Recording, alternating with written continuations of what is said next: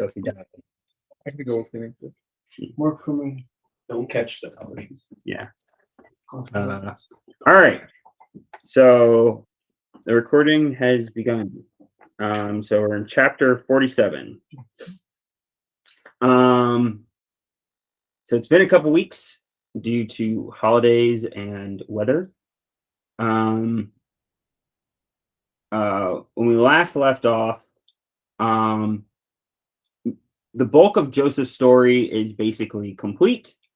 But we're kind of doing the second half of the kind of little mini plot of Joseph now, like, sort of kind of tricking the Pharaoh into allowing Israel to stay in a certain portion of the land where they are still under the wider protection of Egypt, but are not so close that they are subsumed into the Egyptian identity.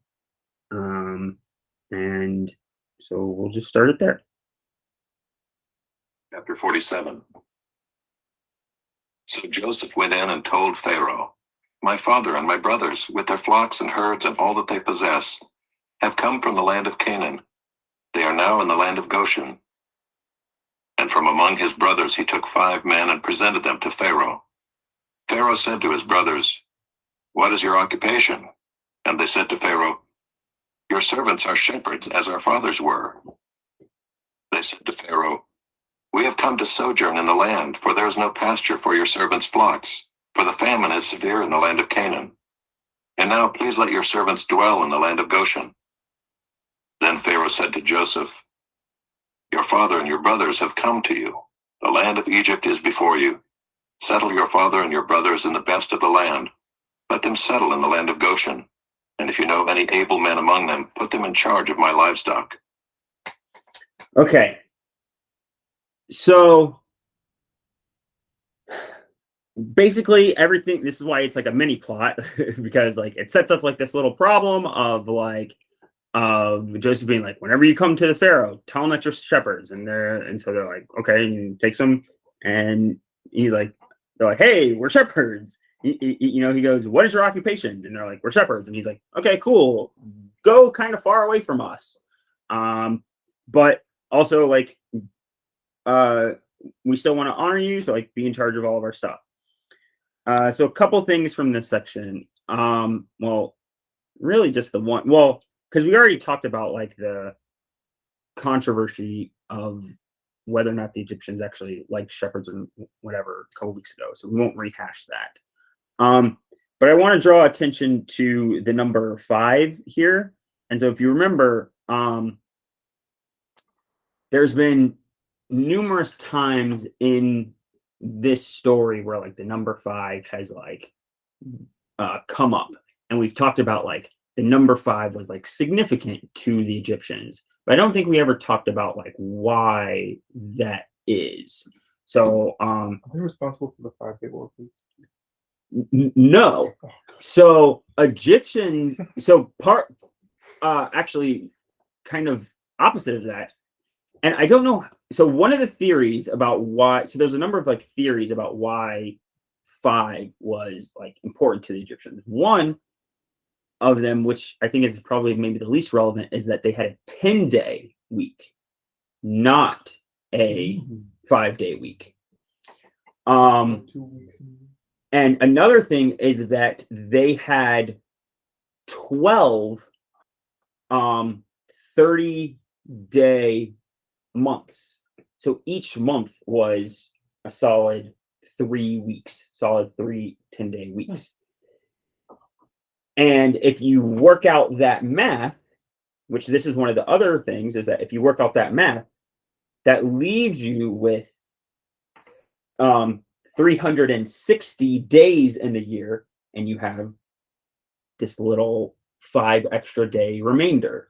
And we've been talking about like the remainder stuff like a bunch, and we've been talking about how like that's not just like an Israelite thing, this idea of like the little remainder that's at the edge being like the territory and domain of like the god or gods, whatever their system is, and that remainder being like a significant thing. And so this is so like the and then the other thing, the other possible. So, and by the way, all of these things I'm pulling from the very liberal scholarly commentary, right? So like these ideas or whatever, like this isn't like these are these people that are like, oh, this is why we think that these numbers are significant to Egyptians, and they show up in Egyptian stuff all of the time.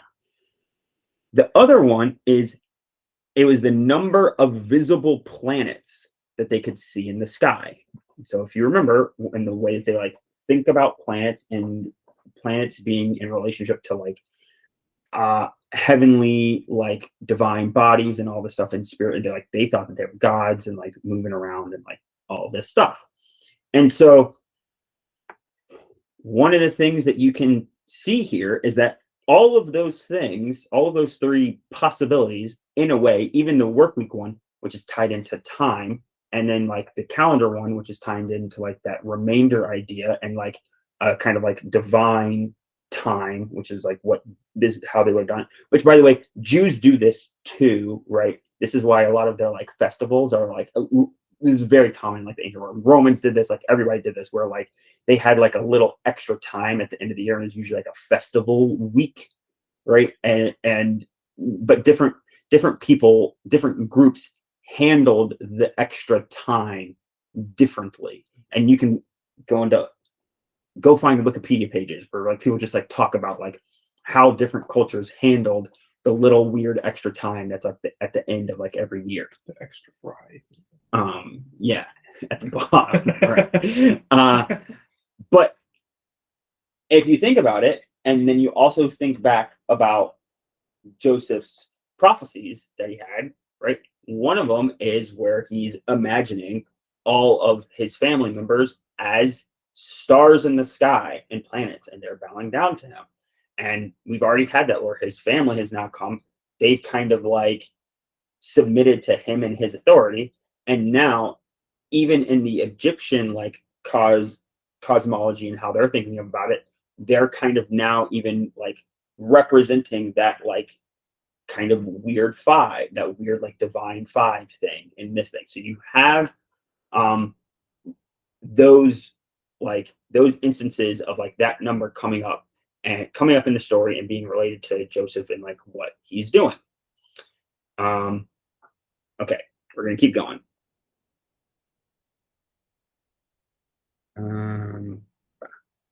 Then Joseph brought in Jacob his father and stood him before Pharaoh, and Jacob blessed Pharaoh. And Pharaoh said to Jacob, "How many are the days of the years of your life?" And Jacob said to Pharaoh, "The days of the years of my sojourning are 130 years. Few and evil have been the days of the years of my life, and they have not attained to the days of the years of the life of my fathers in the days of their sojourning."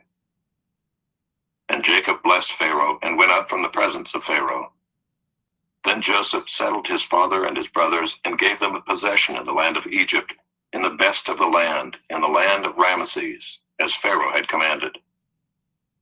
And Joseph provided his father, his brothers, and all his father's household with food, according to the number of their dependents. Okay. So that section has kind of a weird phrase that like pops up repeatedly, right? And if you go to the Step Bible, right, and you click on like where it says like days of the years, right? Because like the days of the years, like it's a weird like thing, right?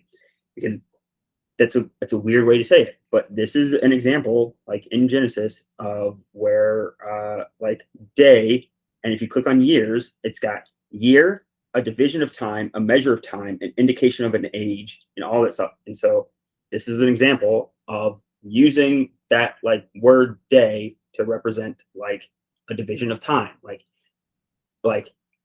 how old are you? I'm like the daytime, like the day like periods of time that I am is like these. And but like he's using that like weird phraseology to like represent that. The other thing that I want to oh, did we say that? Did he say that? Yes. Okay. Few and evil have the days of the years of have been the days of the years of my life, and they have not attained to the days of the years of the life of my fathers and the days of their sojourning. So, a couple things there. One, it's kind of interesting because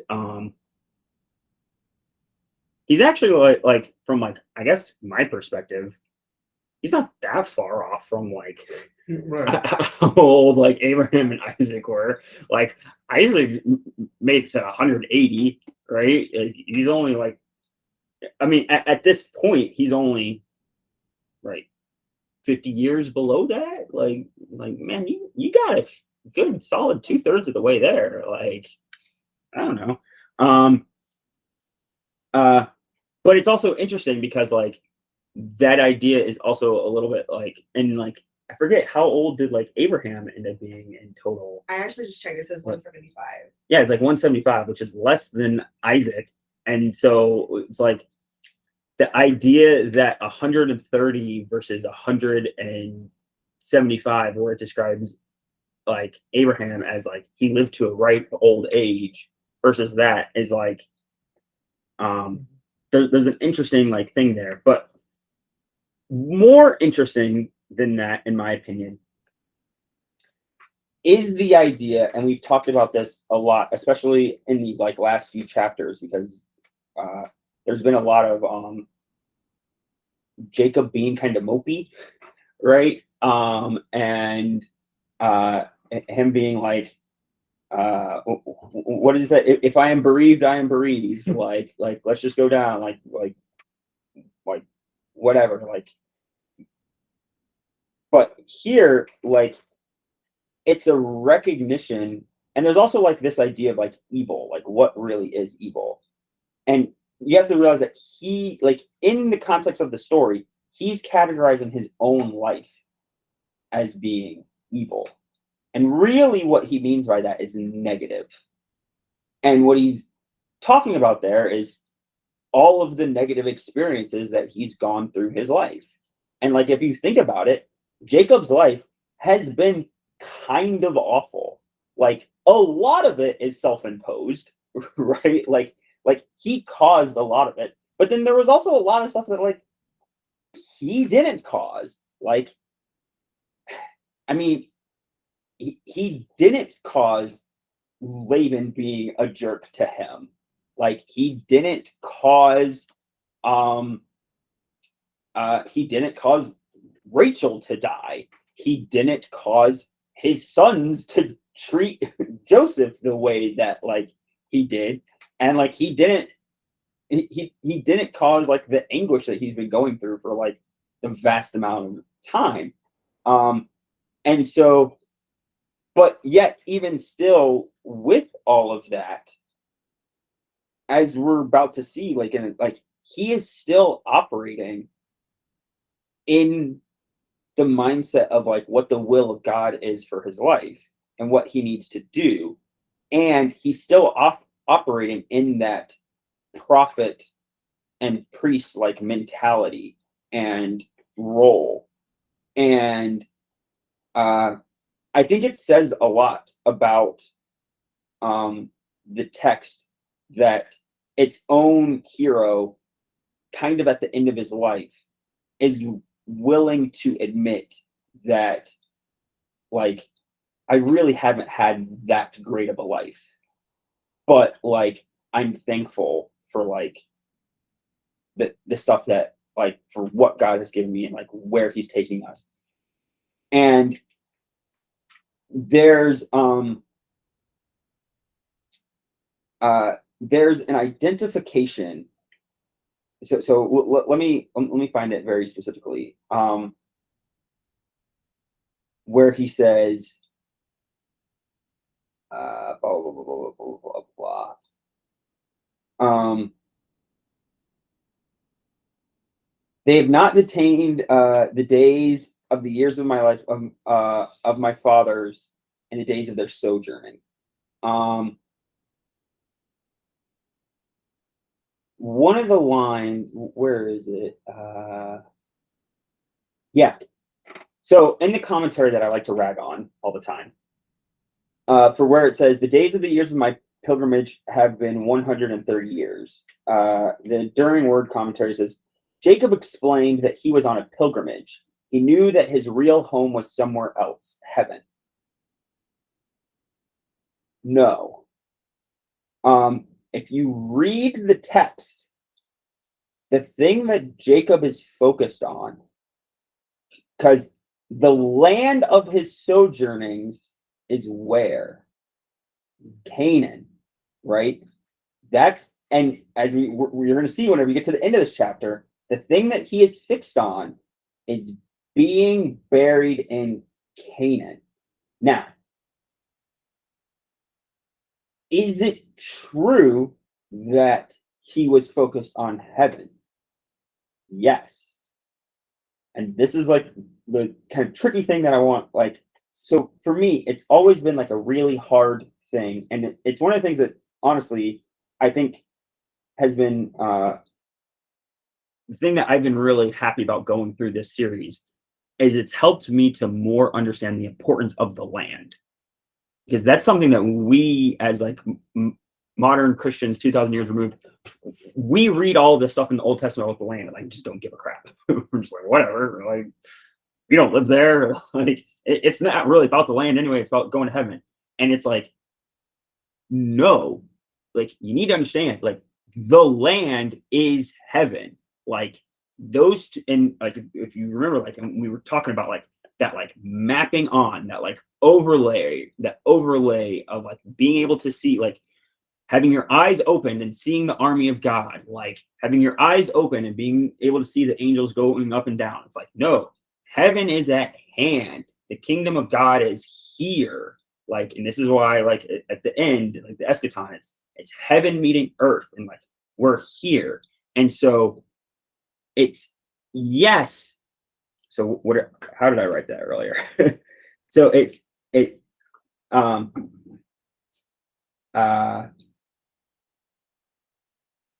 yes, it is true that this world is not our home, but our home is here.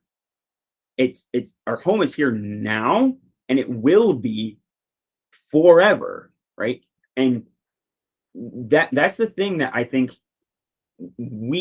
that modern Christians tend to miss. We tend to miss that, and we tend to think that we can like divorce ourselves from like everything that's like going on. And it's like, no, like we are supposed to have like a role in the world and be doing things like in the world. Like heaven's going to happen like on here. And so like the relationships that you make here, like the things that you engage in here, they have eternal weight, because here is like where they happen. Like heaven's going, like Jerusalem is going to come down and like meet earth, and it's like it's going to be here. And I think all of those, like maybe not necessarily in that way that I said, but like those ideas are definitely, I think something like those ideas are something that's closer to what's going on in Jacob's head than, oh, he just didn't care about anything that was happening because he knew that this world wasn't his home. He was going to heaven. No. He wants to be in Canaan. Well, if he just was like, oh, what's going on here doesn't matter, I'm going to go to heaven one day, why would he care about being buried in Canaan? He wants to be where his people are going to be. He wants to be in the land. He wants to be with them. And like all of those ideas are like gathered together. And yes, I don't think that we should take it as far as like what some like medieval thinkers would do and say things like, oh, well, if your body is like lost at sea, then like you don't get to participate in the resurrection and like all of that stuff, right? And like, or like the beginning of like the beginning of Kingdom of Heaven or whatever, where like the woman is a suicide, so the greedy monk was like chop her head off so that she spends eternity in hell without a head. Like, no, like we don't need to go that far, but like there is a certain level to it where there's like there is this like preferential view of the earth and of the physical, which I think when we get too spiritual, we start to fall into like weird first century like Gnostic things, where if you take that too far, you then start saying stuff like Jesus didn't even have a physical body because like physical stuff is bad. And it's like all that matters is like spiritual stuff. And it's like, no, physical stuff matters. It's like your physical body matters, and like so does like the physical earth. Like all of it is a part of creation, and all of it is going to get redeemed, and all of it is like a part of heaven. And like, so that's my soapbox. My other question about that commentary. Yeah. What translation is coming up with pilgrimage? Pilgrimage? There. Might be the new world. No, Because clue. pilgrimage does not work at all. It doesn't work at all. Because like the distinction would really be like, okay, yes, they both mean like traveling. But a pilgrimage is a journey for explicitly religious or holy reasons. and to a certain place. to a location. Yeah. A sojourn is you are going to a place, and all these places are for practical or forced reasons Well, and that they want to get out of eventually. exactly. Well, and the other thing is that the whole, back to even including what I'm talking about, the whole idea of the sojourning and why it is the land of his sojourning is because the land is not their home, right? Like they don't own the land. Like we've been talking about this a bunch. Like that's why they keep like purchasing like caves and like all this stuff, because they don't own the land.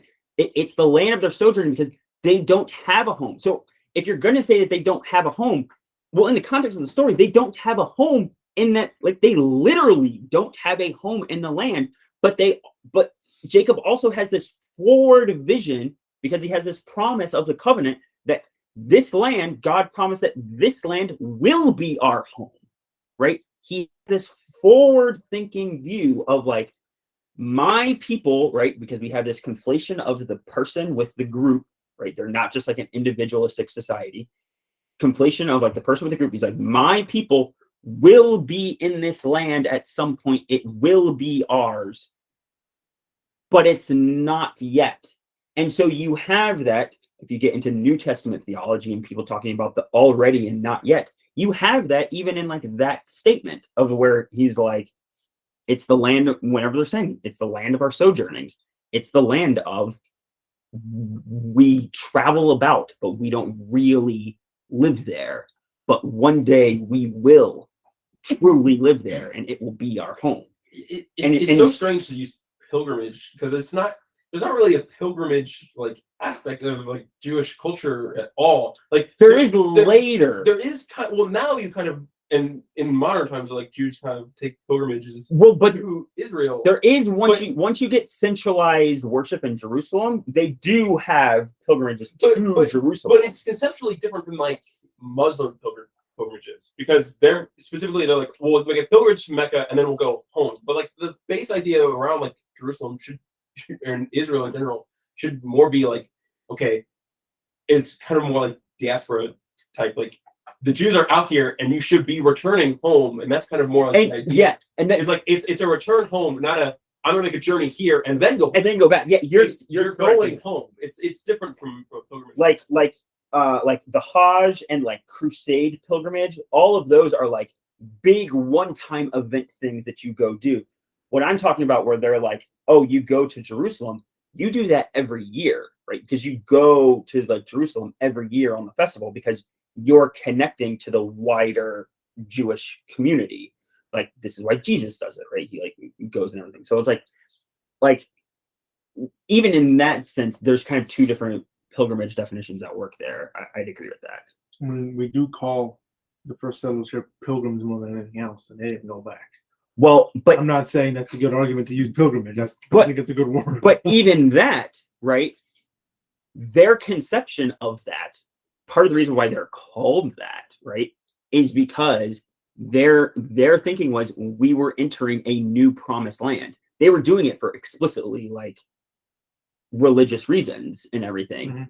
Whereas even like their sojournings, whenever they're moving around, it's more about trade and stuff. Like there's like Which yes, is like, they which like is like the big point of what I was they getting like at. they establish like they end up establishing altars and stuff places, but like whenever Abraham and like all of them are sojourning around, they're sojourning not around. settling. They're not settling, and they're sojourning around because It's not That's how explicitly they make religious money. reasons. Like No. you can say that a lot of the events are ordained or not even ordained, but like planned by God. Like you Yeah. can say that like the events of the Old Testament are God's plan, especially like with Joseph and everything like that. But like Joseph's, like I would describe Joseph's being sold into slavery and going to Egypt as a sojourning in and of itself. But you can't rightly call that a pilgrimage because it wasn't like he didn't want to do that. It was against his will to do it. right. And the rest of them are going to Egypt not for explicitly religious reasons, but because there's a famine. So it's a similar case. So it just seems so off to call it a pilgrimage. I don't know what translation would call it that. Do you have any? I don't find anything about why he says that 130 years is few. It's really not that in important. comparison to 180 Uh, still. It'd be like someone today dying at like 60. You wouldn't say they lived a super long life. Yeah, I mean, it could be a comparison thing. Like it is I mean, you could do the fewer. math, and it's Yeah, probably like 70%. yeah. You know, Like it is fewer, and but honestly, a lot of the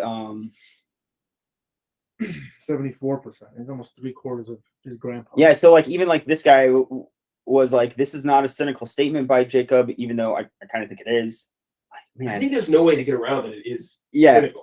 in a He sense. recognized that the general character of his life lived in the flesh, and the length of his life did not compare either to eternity or to the lives of his ancestors. He's also So that's not that. that seems incredibly Gnostic to then be like, he means everything on earth is bad because it's not eternal. Yeah. It Yeah, I would feel be that like- statement. Either like you said, the cynicism, or it could be a sense of maturity that he's realized he's not equal to his father's. Like, even though he's only short by, like you said, like, what, 50, 45 years, he's getting up there, but just realizing that he's not as ancient and wise as they were. Well, I think that's like a part of it. I definitely think that that's a part of it. But like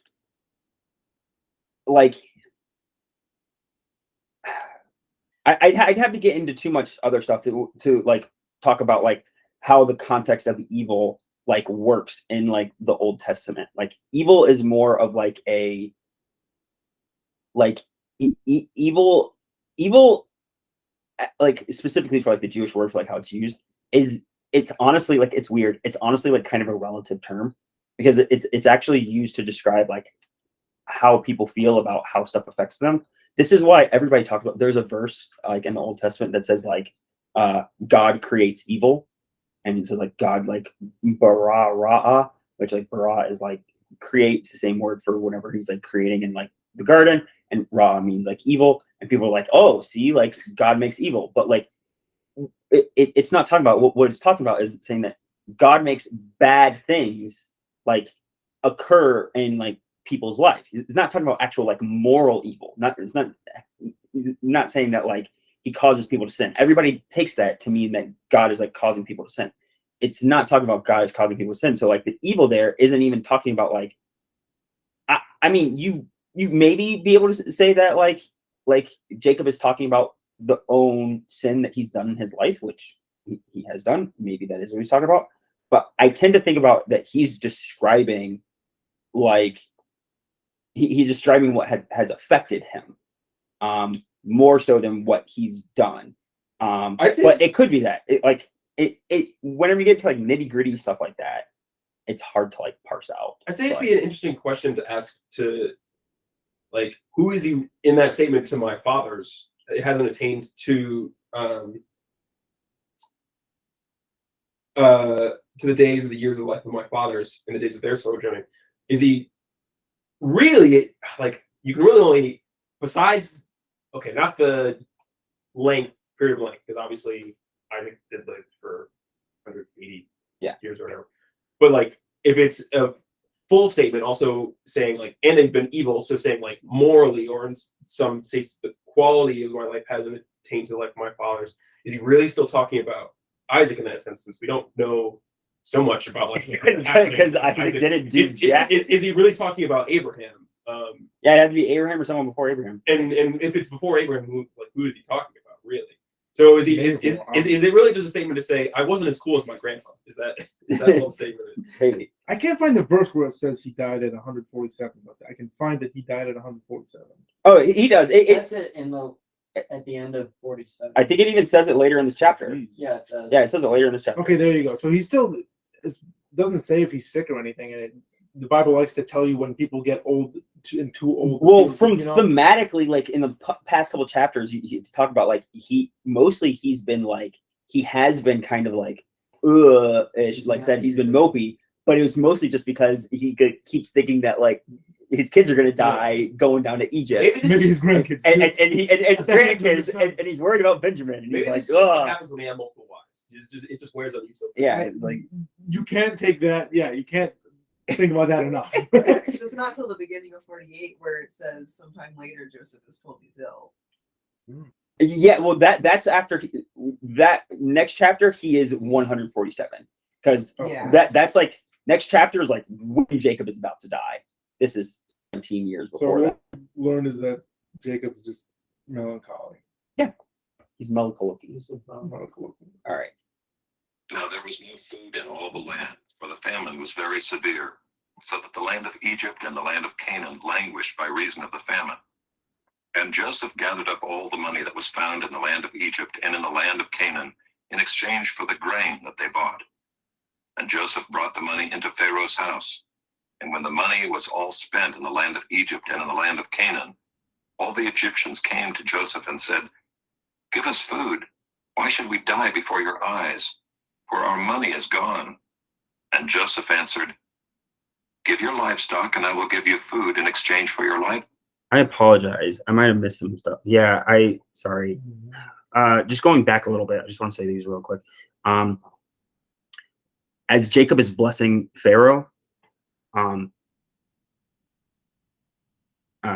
right, that's putting Jacob in that, like I said, that role of like priest and prophet because he's blessing him, right? And that's also like another indication of what we're talking about of the partial fulfillment of the prophecy of like you will be a blessing to the nations, and it's also a fulfillment of those who bless Israel will be blessed, and those who curse Israel will be cursed, right? Pharaoh has just got done blessing Israel, and he blesses them. And also notice that in that passage, we were talking about this a lot, about how it's really hard to distinguish what is the Bible trying to say whenever it uses the name Jacob versus what is the Bible trying to say whenever it uses the name Israel. In that passage, it uses explicitly the name Jacob and saying that Jacob is the one who is blessing Israel, which is a fulfillment of that earlier thing whenever it said Israel will do this. So if you go back to the whole JEDP thing there and you're constantly separating those out, you'll miss that Jacob is fulfilling the role that Israel had. So if you try to just say those are two authors like having completely different things and they have like nothing to do with each other, you're completely missing the point of like what the text is like subtly doing there, being like Jacob is fulfilling the role of Israel here. So wanted to put that in. Sorry. Also, note the thing about Ramses. We're not going to talk about it, but a lot of people, that comes up a lot in discussions about how to date the time of the Exodus, is the cities of Ramses and like all this stuff. Because Aren't those there a bunch of Ramses? I can't remember. yes, there are a few different Ramses as Pharaoh, but they're all kind of tightly linked in time-ish. But there's also only a set number of periods where there were cities that were called Ramses. And this is talking about the land of Ramses as in like a city that is called Ramses. That city will show up again in Exodus, but of course we're not reading Exodus, so that's why I'm talking about it now. But it's very, the discussion around whether or not it's anachronistic if the name Ramses is being used there is like one of the things that's debated hotly about Mm. old date or like early date versus old date. So there you go. Sorry. Yeah. Okay. So if your money is gone. So they brought their livestock to Joseph, and Joseph gave them food in exchange for the horses, the flocks, the herds, and the donkeys.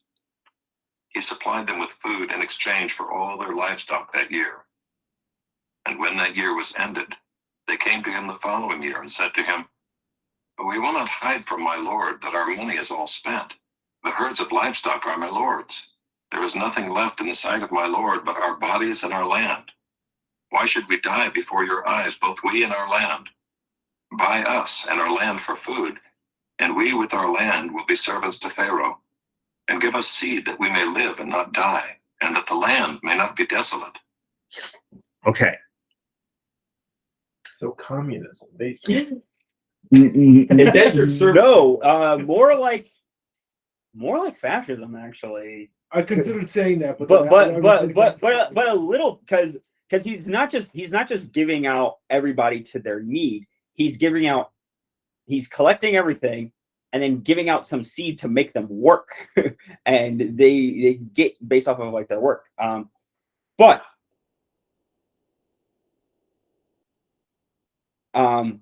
we should pay particular attention to what's happening here.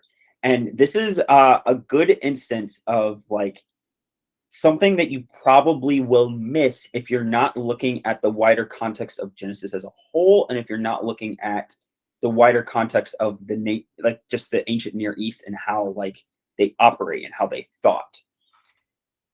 We've been talking about the running line of like God's line basically versus the Nephilim. The Nephilim are like governments, people that are like in control, all this yada yada yada stuff.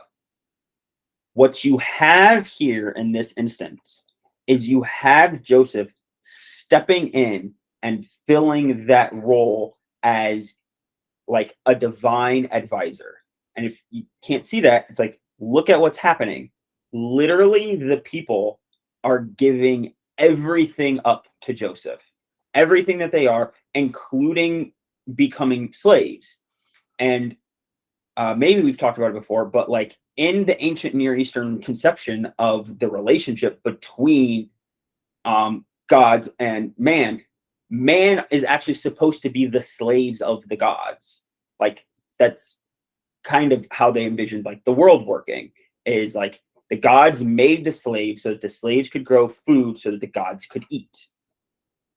Like you can look up I mean, you can look up Gilgamesh. You can look up like all the like they all basically follow roughly that like same pattern. Which is part of the reason why the Bible is so unique. Whenever it says that all humans are made in the image of God, that like radically shifts everything, and people are like, "Whoa, that's crazy."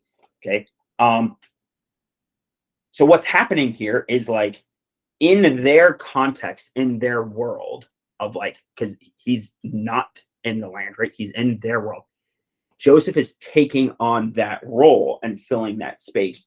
And so what he's doing, and so he's kind of in his skill of being able to manage the situation, he's taking on the role of these like advisors. So like the one in the name of them in like the Mesopotamian context, like Babylon and stuff, they're called the Apkallu, which are these like semi-divine like beings that are often compared to like the Nephilim and like the giants and like all this stuff.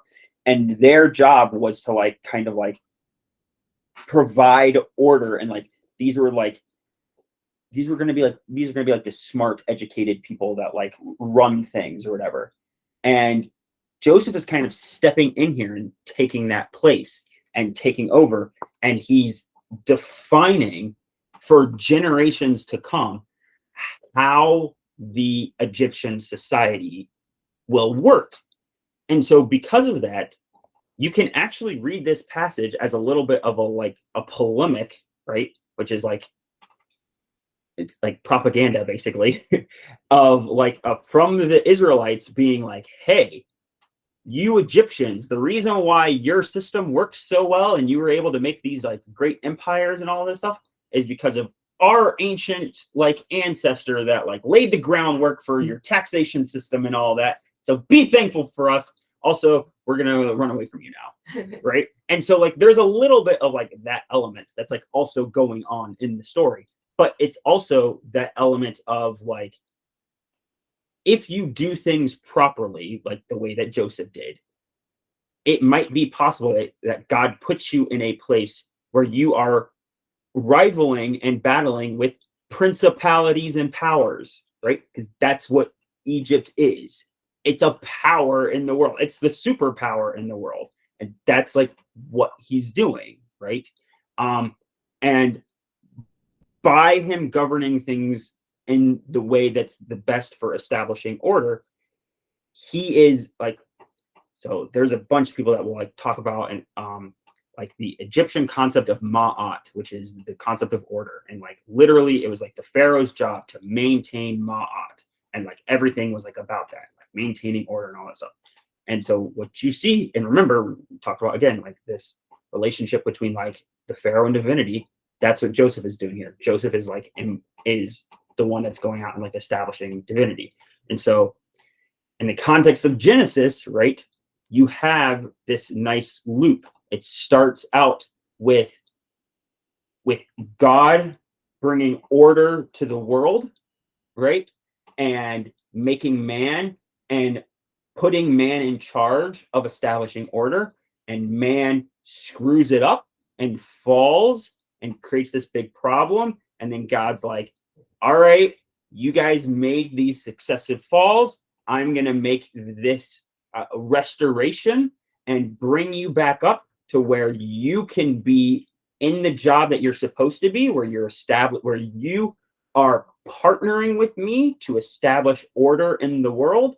And it ends with a guy, Joseph, who is partnered with God and helping to establish order literally in like the fallen world, which is like Egypt, which is fallen. It's below, we talk about that a lot, fallen below Israel, right? And so you have that nice like pattern, and it's supposed to be a projection of where Israel is supposed to go. Okay. All right.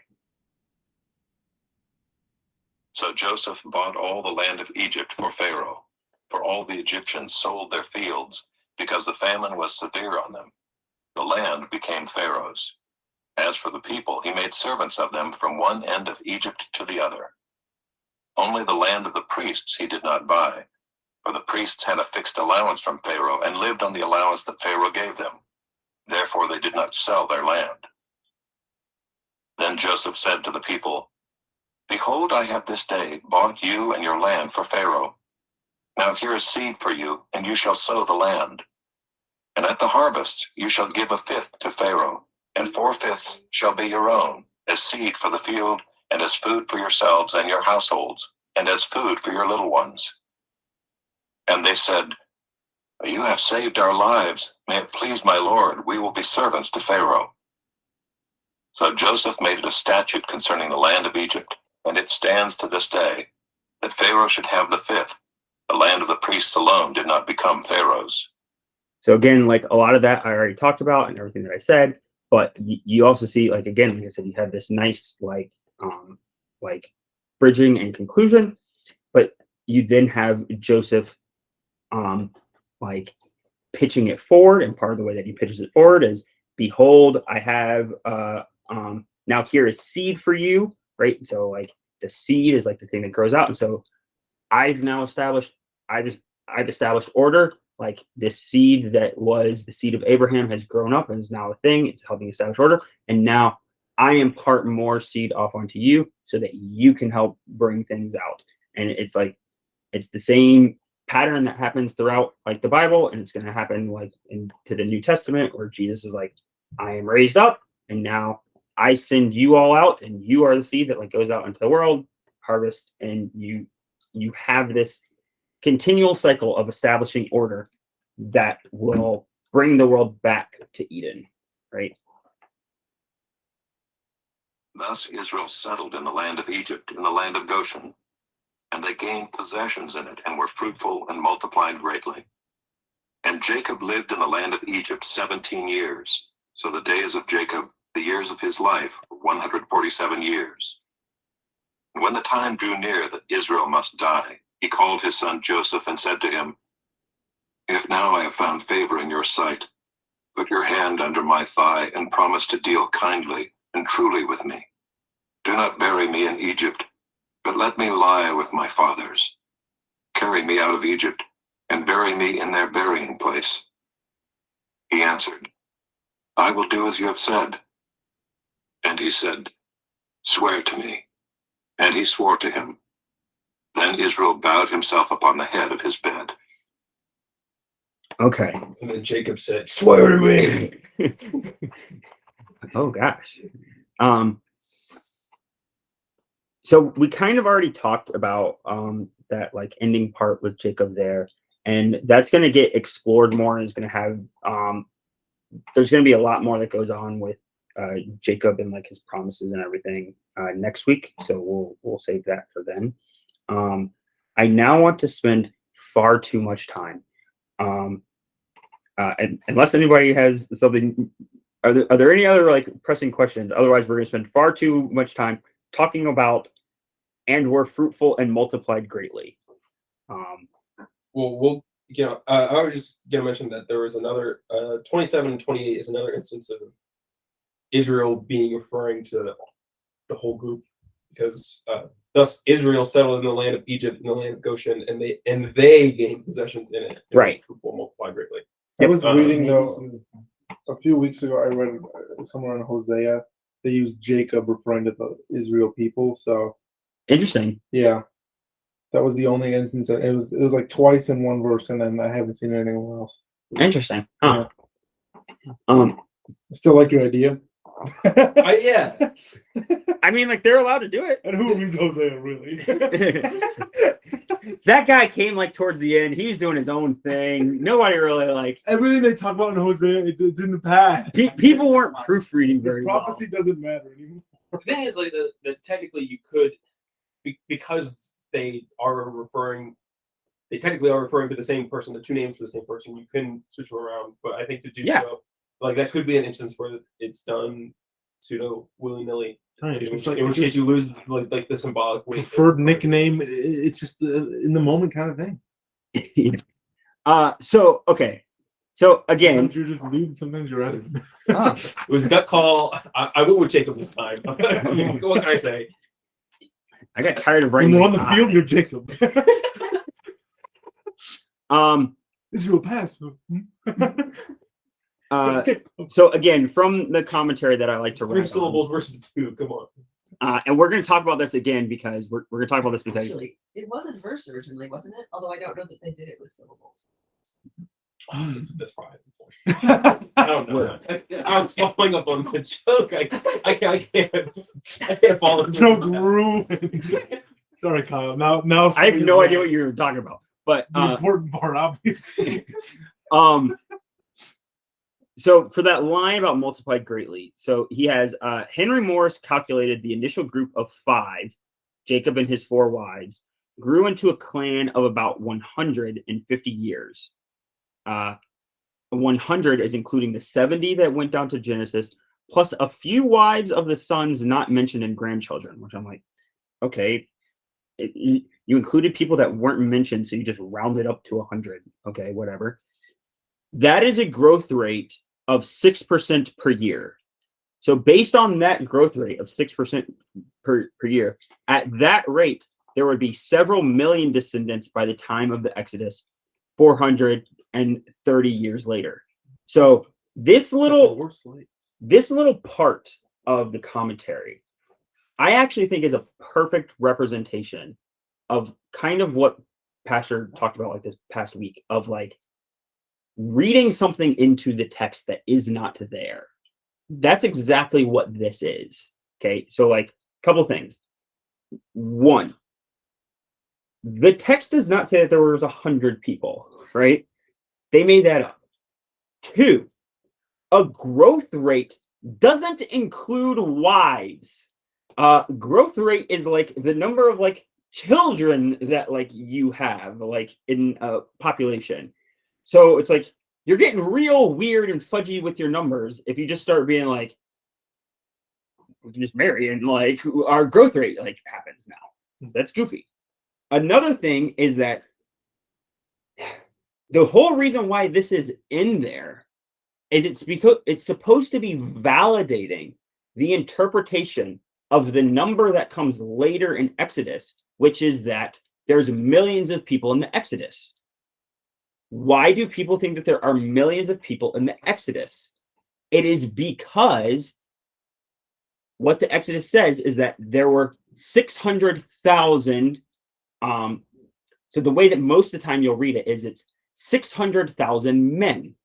And so because of this, because of assumptions that people make about how they counted people back in those days, they're like, oh, well, they're not counting the women and they're not counting the children. So basically we can take that number, 600,000, we can multiply it, or we can multiply it by 3. So we have the women and all of their kids, and maybe they all have 1 kid or they all have 2 kids. That gets us a number that's somewhere around 2 to 3 million. That's where they get those numbers from.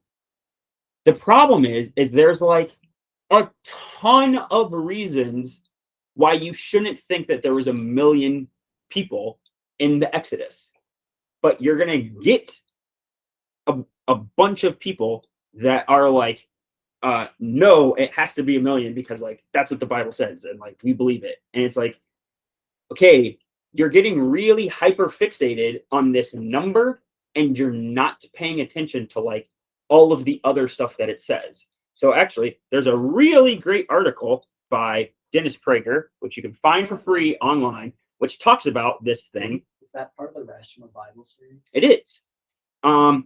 And so like, so a couple of the reasons is, one, it says, so you have verses like, when the Lord your God brings you out of the land you are about to enter and possess, he dislodges the many nations before you, the Hittites, the Girgashites, the Amorites, the Canaanites, the Perizzites, the Hivites, and the Jebusites, 7 nations much larger than you. And then there's lines about, the Lord your God did not pick you because you are a mighty nation. No, you were the smallest of nations. That's why he picked you. So if you imagine that the smallest nation has 2 million people going into a land that has 7 groups of people that are larger than it, you have to imagine that there are 14 million people in Canaan. There's not even 14 million people in Canaan now. Like, you have to posit a population density greater than Manhattan has now. You think there Not was that good. you think that there were skyscrapers in Canaan and like yes we can. Tower of Babel was just the first. and it's They didn't talk about the successful towers of Babel. And Why so- would they? They Empire were of just- Babel. and so like it's stuff like this that like drives me up a wall, that like there are people that are like, no, we're gonna die on this hill. There were 3 million people that went out of the land because that's what it says, and like all, and it's like, okay, maybe we're just like not reading the number right. And guess what? There's a very plausible case that we're reading the number wrong, which is that the word that's used for 1,000 is also the same word that's used for clan. And so maybe rather than reading it as 600,000, you should read it as 600 clans. Oh, well, why would it say the word men after that? Oh, because of all the stuff that we've just been talking about. It's really normal for them to conflate a single man with a clan. They do it all the time. Like, it happens. And so whenever you do that, and if you imagine that each clan has an average size about the average size that villages have been for like ever, of like 250 per clan, if 600 times 250, you get about 150,000 people. That's a much more reasonable number. And guess what? Going from 70 to 150,000 people is still greatly multiplying. Like, that still satisfies the purposes of the verse. And also, if 150,000 of your workers suddenly leave a society, that's going to make a big impact on the society. And it's also a big enough number that whenever they're approaching you, if you are in a city and 150,000 people are approaching you, you're going to flip out and you're going to be scared. But at the same time, if only 40 to 45% of that 150,000 are fighting age men, and you're a part of that group that knows it, if you're approaching a city, you might be like, we don't have enough people to take it. Guess what we see in the Exodus? That exact scenario where people that are in the land see them coming and flip out and are like, that's a really large force. Whereas people that are in the group are like, we can't take them. Like, that's what you see. Like, and it makes like a lot more sense. Whereas if you have freaking millions, like, you can definitely overrun any city. The Israelites had to have been stupid. Like, you don't even have to believe in the power of God, and then God needs to be with it to take it. it. City on Earth that can survive an assault from millions of people, even 1 million people. Like they're taking it. Like, they don't even have to do anything. Like you think about stand arm to arm around the entire city, right? And and have multiple layers, probably. And also think about think about the chaos that ensued even a couple of years ago with the migrant crisis, where a couple of million people were coming into Europe. I mean, everyone flip out, and it's like, yeah, because like, even if they don't attack you, they can cause crazy. They can starve you out. They can just eat all of the food that's around you, and it's like, it's a big deal. So like we don't have to get fixated on like these certain aspects that we think are in scripture, and we just take it because we want to be zealous about what scripture is saying. And it's like, okay, it's cool to be zealous about what scripture is saying, but like, put some thought and time and effort into being like, okay, is my current understanding of what I think happened there, is that what actually happened there? I was gonna say something else. I think I forgot it. So anyway, so that was kind of like the end of my tirade on that point. There are way more points and way more reasons. There's a bunch of stuff. Michael Heiser talks about it. You can obviously one quick little history look. This is militaryhistorynow.com. Oh, I remember what I was gonna say now, but go ahead. Where'd it go? So the 500,000 mark of a staggering 500,000 men army was assembled by the Persians in 500 BC.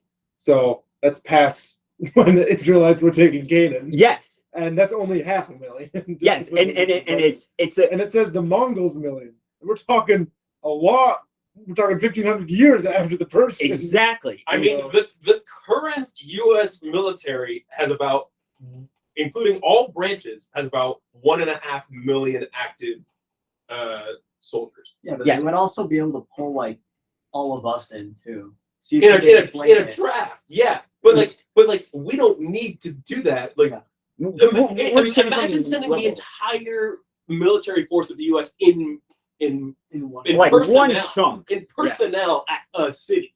It's like, I mean, okay, even admittedly, we Napoleon have a bunch of technology that makes it a lot of overkill right now anyway. But like, still, if you gave all of them like a knife or something, you're winning. Like, and threw them out of town, you're taking it. Like, exactly. Even Napoleon only had 2.5 million, and that was with conscription, and that was only 200 years ago. Yeah, and so like just the idea that they would even be able to have like the idea that there were 2 million people coming out of the Exodus is just like you have to be ignoring practical aspects of just even like because this is one of the other things. This is one of the things that like this is Michael Heiser's thing. It's like, okay, you have 2 million people. They're all shepherds. How many animals do they have with them? So you're talking about like you're talking about like an extra 10 million animals. What? No. Like, no. Whole country Like, had spaghetti. like, yeah, you would just demolish every, like, it's like, no, it's not And that's what always happened. been something that's troubled me, just like literally even as recently as the last year. I mean, whenever I read too much of Exodus, I'm just like, "Ah, it doesn't make sense, man. But whatever. I guess it was that many people. Right. It's And something that like doesn't obstruct me from carrying out my faith, but it's something that has just always made me think like that really is a lot of people with a lot of belongings. right. And it's like, and so it's If one you of the think things, of it it's that one of the things that's like difficult. And like, even like, and so I remember the thing that I was talking about. Well, Where- it makes sense why where- you need to, like completely so, like- ravage cities whenever you have that many people at certain Yeah, points. I know. I Like, think you like, need to take everything. So when he posited a growth rate of 6%, human beings have never had a growth rate of 6%. why did he choose that? Like, because that's how he calculated going from 5 people to 7 people. Oh, so he just wanted and to then- get to that. And then he posited out that from there plus 140 years So acceleration doesn't apply to growth rates. get you. Yeah, he's yes. That's the other thing is he's positing a static growth rate of Yeah. 6% over that time frame, so that he can get to several million people. It's The other thing is that like the extreme reading into it is that one, you write in your own growth rate, but then to read in the one line to then say, oh, that means that that growth rate that I made up is also consistently applied. for 400 years, Like- right? So it's levels upon level. So like it levels upon levels of eisegesis in order to make a point that Pretty sure that's doesn't amazing. even need to be made. Like you don't even need to make that point in order to like argue for the validity of the truth of the Bible. Like you don't need to do that. And so avoid doing that. Like a super, like the highest recorded birth rate ever was in the mid 60s. And it was like 2.09%. Okay. Yeah, And I'm so- sure as a statistician they'd look at that and be like, hold on, you're what's the word I'm looking for?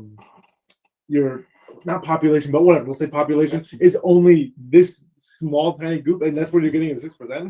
Yeah, Like that, just the math point alone is like you have to have a sample size. That's So, what- yeah, yeah, your sample Sample size size. is this. Yeah, and so like, and it's like, of course, it's probably possible to like, if you do exactly that, where you like cut off, and like you can find like, okay, this group had a higher than 2%. do some like, gerrymandering of Everybody sample has size. Well, the one other thing flag. about that- yeah, you're doing something like that to like kind of like The other fudge thing the about that numbers. is that, like, why would you, if there's anything that you can apply to human beings as like a constant over multiple generations, like birth rate is absolutely not one of them. Yeah. It's probably one of the things that fluctuates the most in our Well, That's only but also yeah. it's only been relatively recently that it's gotten crazy Yeah. high.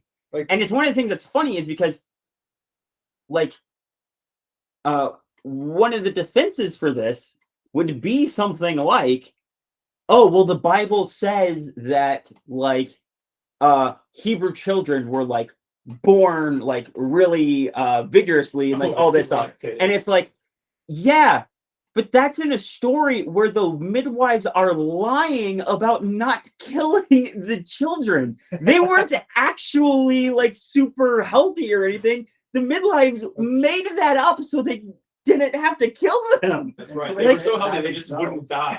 Yeah. They were giving birth to super babies. And also, that's just at the time of Moses. That's not like the 400 years. And so it's like, And every good lie starts from a kernel of I'm truth. gonna So go the with truth the is that they were growth rate actually they giving actually birth to really super were babies. like real good.